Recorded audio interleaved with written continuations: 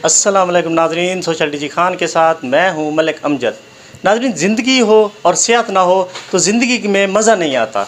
हमारे साथ मौजूद हैं डॉक्टर वासिफ़ इकबाल साहब, जो कि शुगर के स्पेशलिस्ट डॉक्टर हैं।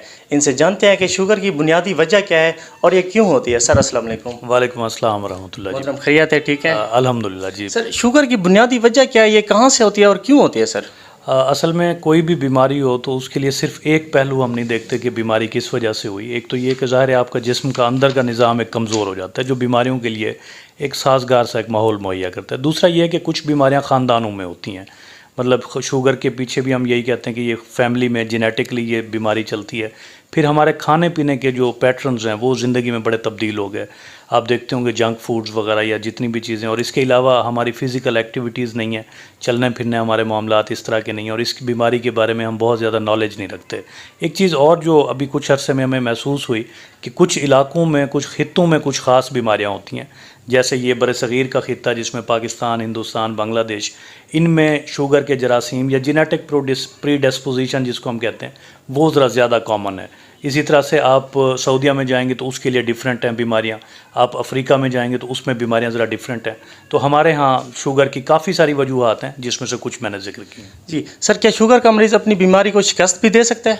बिल्कुल बिल्कुल। आपके इसी शहर डीजी खान में बहुत सारे ऐसे लोग हैं जो बग़ैर दवाई के शुगर को कंट्रोल कर रहे हैं। जो मैंने जिक्र किया पहले कि हमारे खाने पीने ठीक नहीं है, हमारा स्ट्रेस लेवल बहुत ज़्यादा है, हम फिज़िकल एक्टिविटी नहीं करते, तो आप यही 3 चीज़ें अगर करना शुरू कर दें कि अगर शुगर फ़र्ज़ करें कि इब्तदा में आपको पता चल जाती है कि नई नई शुगर हुई, आपने डायग्नोज़ की और उसके बाद आपने वॉक अच्छी खासी करनी शुरू कर दी, अपने खाने पीने को सेट करना शुरू किया, स्ट्रेस को मैनेज किया, एक सेहतमंद तर्ज़ ज़िंदगी अपना लिया, तो हो सकता है कि इसको हम रिवर्स भी कर लें। जी सर, शुगर का पेशेंट, उसकी शुगर हाई क्यों हो जाती है? इसकी क्या बुनियादी वजह क्या है इसकी? हाँ, एक तो ये कि हमारे यहाँ जब शुगर पता चलती है तो काफ़ी देर हो चुकी होती है। हमारे यहाँ जब पेशेंट आता है तो उसको 5-6 साल हो चुके होते हैं। जब हम HbA1c वगैरह करते हैं तो उसमें भी हमें 6, 7, 8 या इससे भी ज़्यादा मिलते हैं, जिसका मतलब है कि वो अपनी बीमारी से बेखबर रहा। बेखबर जब रहता है वो, तो उसके बाद फिर उसका इलाज जब हम शुरू करते हैं तो वो समझता है शायद मैंने सिर्फ नंबरों को कम करना है। अमूमन शुरू के दिनों में नंबर्स कम हो जाते हैं तो वो दवाई छोड़ना शुरू कर देते हैं, परहेज़ छोड़ना शुरू कर देते हैं।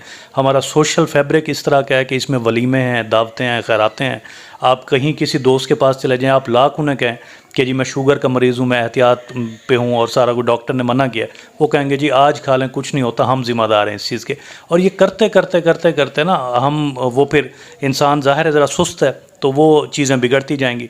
फॉलो अप उनके रेगुलर नहीं होते, उनके हमारे यहाँ पार्क्स की कमी है, रोड्स की कमी है, साइकिलिंग प्रॉपर नहीं होती, मतलब पूरा एक जो सेहतमंद माशरे के लिए जो फैक्टर्स ज़रूरी हैं, तो वो बेसिकली तो ये रियासत की ज़िम्मेदारी है कि वो इस बारे में अवेयरनेस पैदा करे और इस बारे में ग्राउंड्स बनाए और इस बारे में खुराकों की चीज़ें हैं। तो ये सारा कुछ मिल के ये अकेला बंदा नहीं कंट्रोल करता। एक घर में अगर किसी को शुगर है तो वो उसके घर की भी ज़िम्मेदारी है, दोस्तों की भी ज़िम्मेदारी है और रियासत की भी ज़िम्मेदारी है एक्चुअली ये। जी सर। सर, शुगर हाई और शुगर लो, इन दोनों में क्या फ़र्क है सर? हाई शुगर तो वो है कि आपका जिस्म जो है वो उसकी, मतलब अगर हम कहते हैं 250 मिलीग्राम पर डेसीलीटर से शुगर ज़्यादा हो जाए तो इसको हम कहते हैं हाई, और लो होती है अगर 70 मिलीग्राम से नीचे आ जाए। ये तो होगी नंबरों की बात। अच्छा, ये दोनों जो हैं ये कॉम्प्लिकेशंस हैं, दोनों चीज़ें सेहत के लिए अच्छी नहीं हैं। हाई ब्लड शुगर होगी तो वो आपकी आँखों के लिए, गुर्दों के लिए, आपके दिमाग के लिए, आपकी बड़ी नसों के लिए ख़तरनाक हो सकती है। और अगर लो शुगर है तो वो भी जानलेवा हो सकती है, क्योंकि उसमें दिमाग को खून की सप्लाई प्रॉपर नहीं जाएगी, जिसकी वजह से डेथ के चांसेस दोनों में हो सकते हैं। और ये दोनों ही बड़ी ख़तरनाक चीज़ें हैं। इसीलिए हम हमेशा कहते हैं कि खुशनसीब वो लोग हैं जो एतदाल में रहते हैं, जो ना नीचे जाते हैं, जो ना ऊपर जाते हैं, जो नॉर्मल ज़िंदगी गुजारते हैं। और ज़िंदगी के सभी अतवार में अगर आप यही चीज़ अगर कर लेते हैं कि आप एतदाल में रहना शुरू कर दें, चाहे वो आपके मिजाज हों, चाहे आपकी खुराक हो, चाहे आपके, मतलब मियाना रवि का जो इस्लाम का भी कॉन्सेप्ट है वो यही है कि ना आप बहुत ज़्यादा नीचे जाएं, ना आप बहुत ज़्यादा ऊपर जाएं। सेहत के मामले में भी कुछ ऐसा ही है। जी सर। सर, आम पर्सन जो शुगर से पाक है अल्हम्दुलिल्लाह, तो क्या केयर करे कि वो शुगर उसके करीब ना आए सर? हाँ, इसके लिए 3-4 बुनियादी चीज़ें जो हम बार बार इसमें ज़िक्र करते रहे। इसमें एक तो ये है कि अपना बीमारी के बारे में अपना इल्म डेवलप करें। नो डायबिटीज़, अगर आप इसके बारे में फ़हम, नॉलेज, विज़डम और इदराक रखते हैं तो फिर तो आपको शुगर होने के चांसेस बहुत कम हो सकते हैं। जब आप इल्म हासिल करते हैं चीज़ों के बारे में फिर आपको समझ आती है। अच्छा, फिर ये कि लोग हमसे पूछते हैं कि शुगर वालों की कोई ख़ास खुराक होती है, तो मैं हमेशा कहता हूँ कि शुगर के लिए भी वही खुराक है जो आम लोगों के लिए, लेकिन हमारे यहाँ आम लोग भी सेहतमंद खुराक नहीं खाते। आप होटलों पे जाके देखें, आप जंक फूड्स पे जाके देखें, आप जब से ये टेक अवेज़ के सिलसिले शुरू हुए, होम डिलीवरी के सिलसिले शुरू हुए, फूड पांडा शुरू हुआ, मेरा नहीं ख्याल कि घर में कोई सब्जियां बनती हों, कोई हम फ्रूट्स वगैरह खाते हों। तो जब तक आप अपनी खुराक को सेट नहीं करेंगे, आधा इलाज तो आपका यहीं हो जाएगा। बाकी का इलाज जो है वो आपकी फ़िज़िकल एक्टिविटी के साथ है। आप अपना वज़न लाजमी कम करें, आप कोशिश करें कि चहल कदमी करें। मैं सारा दिन खुद जॉगर्स में रहता हूँ तो मोटिवेट करने के लिए, और मैं जो परहेज़ मतलब मैं मरीज़ों को कहता हूँ मैं उनसे ज़्यादा करता हूँ, और अल्हम्दुलिल्लाह मुझे शुगर भी नहीं है।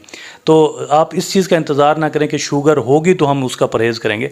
आप अभी से उसका परहेज़ करना शुरू करें कि ख़ास तौर पे डाइट को अपनी कंट्रोल करें, वॉक को कंट्रोल करें, अपने स्ट्रेस को मैनेज करें, चहलकदमी करें और हरकत में बरकत जिसे हम कहते हैं वो चीज़ें करें, और कोशिश करें कि दवा पे ना ही आए तो बेहतर है, अगर पहले से खुद से इसको मैनेज करने की कोशिश करें। जी सर, बहुत शुक्रिया सर। बहुत बहुत शुक्रिया, आप आए, हमारे पास तशरीफ़ लाए, और आप बहुत अच्छा काम कर रहे हैं डीजी खान में। और सोशल मीडिया की रीच तो खैर डीजी खान तक नहीं है, हर जगह ही है। आप अवेयरनेस के लिए बहुत शानदार काम करें और यकीनन मुबारकबाद के मुस्तहिक़। Bundle of thanks.